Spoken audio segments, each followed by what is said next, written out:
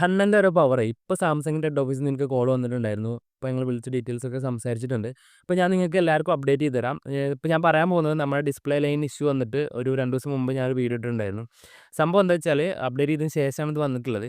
ഏകദേശം 2 ദിവസത്തായിട്ട് ഏകദേശം 12 Samsung customer care എക്സിക്യൂട്ടീവുകളോട് സംസാരിച്ചു. ഇവർക്ക് 3 ലെവലാണുള്ളത് കേട്ടോ. ഒന്ന് കസ്റ്റമർ കെയർ എക്സിക്യൂട്ടീവ്, അതിൻ്റെ മുകളിൽ സൂപ്പർവൈസേഴ്സ്, അതിൻ്റെ മുകളിൽ ഹെഡ് ഓഫീസ്.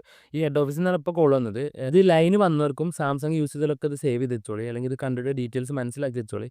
എങ്ങനെയാണ് ഇപ്പോൾ ഒരു ലൈന് വന്നു കഴിഞ്ഞാൽ നമുക്ക് എങ്ങനെ റീപ്ലേസ് ചെയ്യാന്നുള്ളതിന് സ്റ്റെപ്പ് ബൈ സ്റ്റെപ്പ് ഞാൻ പറഞ്ഞുതരാം. വീഡിയോ ഇട്ടതിന് ശേഷം ഒരുപാട് പേര് സാംസങ്ങിന് പോസിറ്റീവായിട്ട് ഇത് മാറ്റി കിട്ടും എന്നുള്ള രീതിയിൽ പോസിറ്റീവായിട്ടും അല്ലാതെ നെഗറ്റീവായിട്ടും ഒരുപാട് പേര് കമൻറ്റ് ചെയ്യുന്നുണ്ട്. അപ്പോൾ കമൻറ്റിൽ നിന്ന് ഒരുപാട് പേര് നമ്മളെ ഹെൽപ്പ് ചെയ്തിട്ടുണ്ട്. എന്താണ് ചെയ്യേണ്ടത്, എങ്ങനെ ചെയ്യേണ്ടത്, നമ്മൾ പേഴ്സണലായിട്ട് DMൽ ചോദിച്ചിട്ട് ഒരുപാട് പേര് നമ്മളെ ഹെൽപ്പ് ചെയ്തിട്ടുണ്ട്. എല്ലാവർക്കും താങ്ക്സ്. അപ്പോൾ ഇത് സ്റ്റെപ്പ് ബൈ സ്റ്റെപ്പ് എങ്ങനെയാണ് പ്രോസസ്സ് എന്ന് ഞാൻ പറഞ്ഞുതരാം.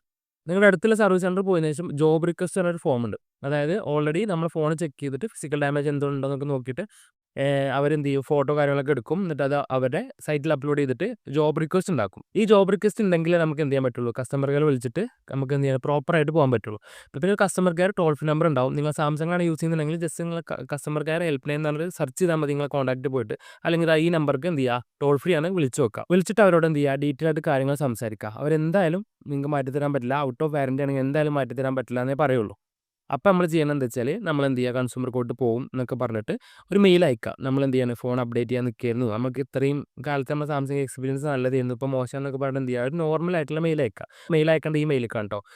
ഔട്ട് ഓഫ് വാറൻറ്റി ആണെന്നുണ്ടെങ്കിൽ നമുക്ക് എന്തായാലും ചെയ്യാൻ പറ്റില്ല എന്ന് പറഞ്ഞിട്ട് അവർ റിപ്ലൈ തരും. അപ്പോൾ നമ്മൾ കൺസ്യൂമർ കോർട്ടിൽ കംപ്ലയിൻറ്റ് ചെയ്യുമെന്ന് പറയാം. നമ്മൾ വീണ്ടും എന്ത് ചെയ്യുക, ടോൾ ഫ്രീ നമ്പർ ഒരുപാട് തവണ വിളിച്ചുകൊണ്ടിരിക്കേണ്ടി വരും. നമ്മുടെ ആവശ്യം പോലെ നമ്മൾ വിളിച്ചുകൊണ്ടേ ഇരിക്കേണ്ടി വരും. എന്നിട്ട് എന്ത് ചെയ്യുക, വിളിച്ചിട്ട് എന്ത് ചെയ്യുക, അവരങ്ങോട്ട് വെറുപ്പിച്ചിട്ട് എന്ത് ചെയ്യുക, നമുക്ക് സൂപ്പർവൈസർ ലെവലിലേക്ക് എത്താൻ പറ്റും.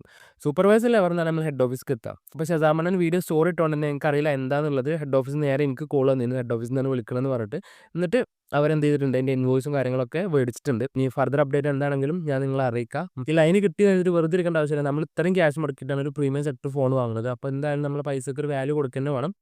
ഇത്രയും കാലം ഞാൻ സാംസങ് ഫാൻ ബോയ് ആണ്. ഇനി ഞാൻ ആലോചിക്കട്ടെ എന്തായാലും. അപ്പോൾ എന്തായാലും ഇതിൻ്റെ അപ്ഡേറ്റ് ഞങ്ങൾ അറിയിക്കണേക്കാരം. Okay, by.